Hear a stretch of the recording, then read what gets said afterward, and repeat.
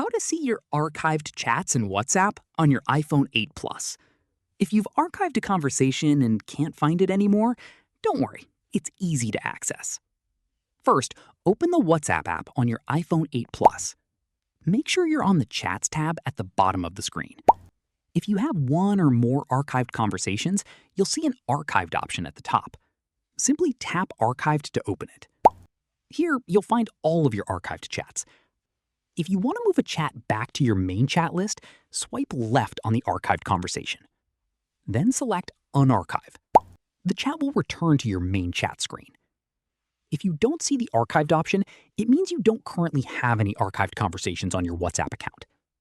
And that's how you can view your archived chats in WhatsApp on your iPhone 8 Plus. And that's it. If you found this tutorial helpful, don't forget to like this video, subscribe to the channel, and follow for more iPhone tips, tutorials, and the latest tech updates. Thanks for watching.